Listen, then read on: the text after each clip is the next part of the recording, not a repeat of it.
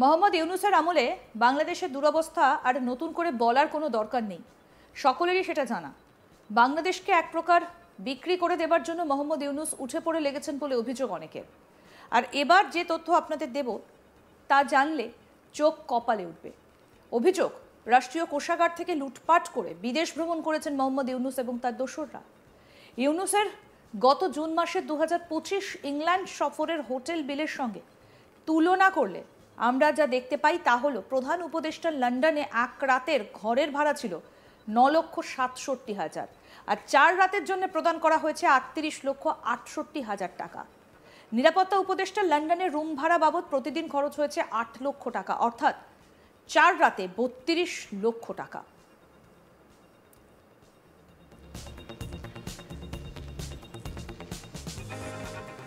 তার সিনিয়র পদমর্যাদা সফর সঙ্গীদের জন্য ভাড়া করা স্যুটের ভাড়া ছিল যথাক্রমে প্রতি রাতে 3,81,000 টাকা, 4 রাতের জন্য 15,24,000 টাকা, প্রতি রাত 3,52,000 টাকা হিসেবে 4 রাতে 14,08,000 টাকা এবং প্রতি রাত 1,76,000 টাকা, যা 4 রাতে 7,08,000 টাকা।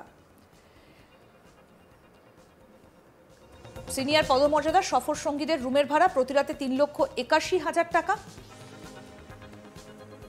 এবং সিনিয়র পদমর্যাদা সফর সঙ্গীদের রুমের ভাড়া কত এবং লন্ডনে মোহাম্মদ ইউনূসের রুমের ভাড়া কত দেখুন।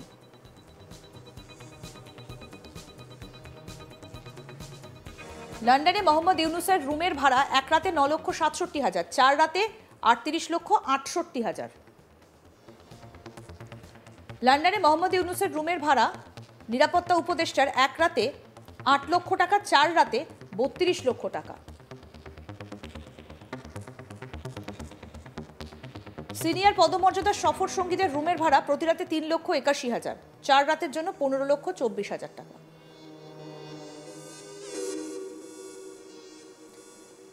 সিনিয়র পদমর্যাদা সফর সঙ্গীদের রুমের ভাড়া প্রতি রাতে 3,52,000 টাকা হিসেবে 4 রাতে 14,08,000।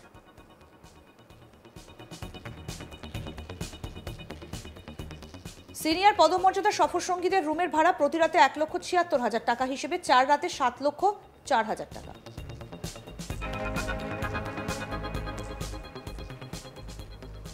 বুঝতে পারছেন তো, যখন গোটা বাংলাদেশ আর্থিক কষ্টে ভুগছে তখন কিভাবে দেশের টাকা অপচয় করেছেন মোহাম্মদ ইউনূস এবং তার সহযোগীরা। সব থেকে বড় কথা, অনেকেই মনে করছেন এটা ছিল ইউনূসের ব্যক্তিগত সফর। আর যদি তাই হয় তাহলে ব্যক্তিগত সফরে এভাবে কি দেশের টাকা খরচ করা যায়? উঠছে সেই প্রশ্ন। প্রসঙ্গত বলি, শেখ হাসিনা বাংলাদেশে নেই, আর এই পরিস্থিতিতে পাকিস্তানের কাছাকাছি এসেছে বাংলাদেশ। দু দেশের মধ্যে অনেকটাই বেড়েছে যোগাযোগ। সম্প্রতি বাংলাদেশে যান পাকিস্তানের জয়েন্ট চিফ অফ স্টাফ কমিটির চেয়ারম্যান জেনারেল শাহিদ শামশাদ মির্জা। তার সঙ্গে বৈঠকও করেছেন বাংলাদেশের অন্তর্বর্তী সরকারের প্রধান উপদেষ্টা মোহাম্মদ ইউনূস। আর এবারে বড় খবর উঠে আসছে, জানা যাচ্ছে বাংলাদেশকে করাচি বন্দর ব্যবহারের সম্মতি দিয়েছে পাকিস্তান। দীর্ঘ 20 বছর পর বাংলাদেশ এবং পাকিস্তানের মধ্যে নবম যৌথ অর্থনৈতিক কমিশনের বা জেইসি বৈঠক হয়েছে। দুই দেশের মধ্যে দ্বিপক্ষীয় বাণিজ্য এবং অর্থনৈতিক সহযোগিতা বাড়ানোর লক্ষ্যে কিছু বিষয় আলোচনা হয়েছে বলে জানা যায়। এক্ষেত্রে জানা যাচ্ছে কি কি বিষয় আলোচনা হয়েছে। 1, বৈঠকে পাকিস্তানি বাজারে বাংলাদেশি পণ্যের শুল্কমুক্ত এবং কোটামুক্ত প্রবেশাধিকার চেয়েছে বাংলাদেশ। 2, বাংলাদেশকে করাচি বন্দর ব্যবহারের অনুমতি দিয়েছে পাকিস্তান। 3, পাকিস্তান বাংলাদেশি শিক্ষার্থীদের জন্য 500 নতুন বৃত্তি প্রদানের প্রস্তাব করেছে। 4, পাকিস্তান বাংলাদেশে তাদের একটা বিশ্ববিদ্যালয়ের ক্যাম্পাস স্থাপনে আগ্রহী।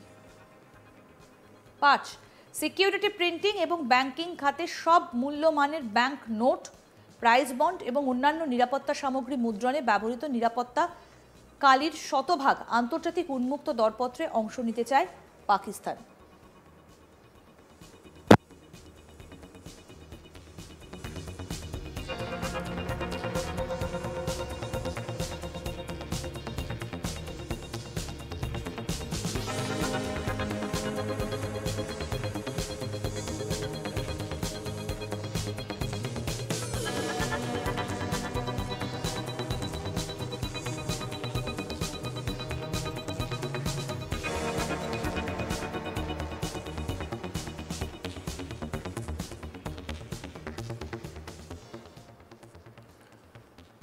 এক্ষেত্রে অনেকেই মনে করছেন ইউনূস এবং তার সঙ্গীরা মিলে বাংলাদেশকে কার্যত পাকিস্তানের অঙ্গরাজ্য হিসেবে গড়ে তুলতে বদ্ধপরিকর।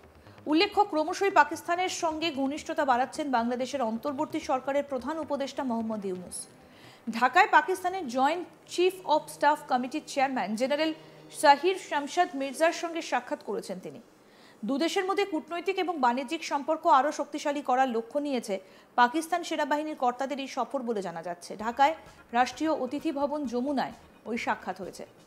বাংলাদেশের অন্তর্বর্তী প্রশাসন সূত্রে খবর, দুই দেশের মধ্যে ঐতিহাসিক, সাংস্কৃতিক এবং জনগণের মধ্যে সম্পর্ক আরও জোরদার করতেও বক্তব্য রেখেছেন জেনারেল মির্জা। তিনি বাংলাদেশ এবং পাকিস্তানের মধ্যে বাণিজ্য, সংযোগ এবং বিনিয়োগ সম্প্রসারণের বিশাল সম্ভাবনার কথা উল্লেখ করেন। দুই দেশই মধ্যপ্রাচ্য এবং ইউরোপে উত্তেজনা কমানোর প্রয়োজনীয়তা নিয়ে আলোচনা করে। কি আলোচনা হয়েছে আসুন আপনাদেরকে আরও একবার শোনাই।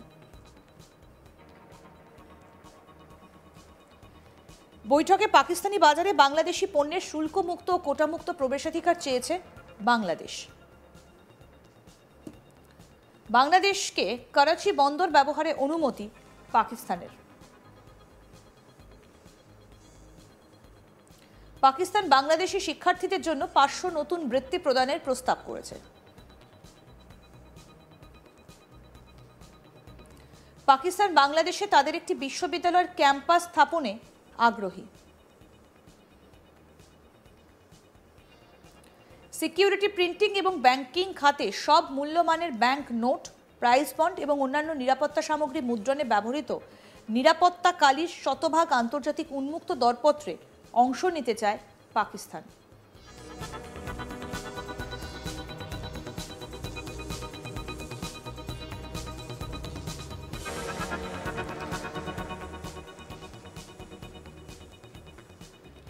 শনিবার 25 অক্টোবর রাতে বাংলাদেশের অন্তর্বর্তী সরকারের প্রধান উপদেষ্টা মোহাম্মদ ইউনূসের সঙ্গে বৈঠক করেছেন পাকিস্তানের জয়েন্ট চিফ অব স্টাফ কমিটির চেয়ারম্যান জেনারেল শাহির শামশাদ মির্জা।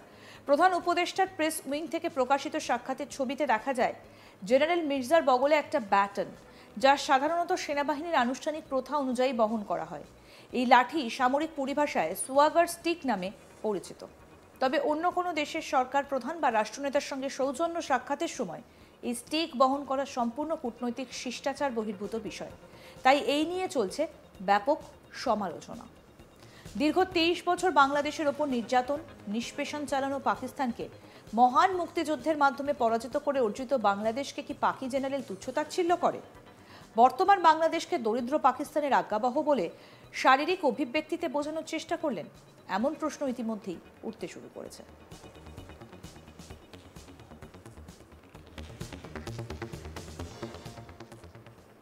আরও আপডেট পেতে দেখতে থাকুন আজ তাক বাংলা। সাবস্ক্রাইব করুন, নোটিফিকেশন পেতে বেল বাটন অপশন প্রেস করুন।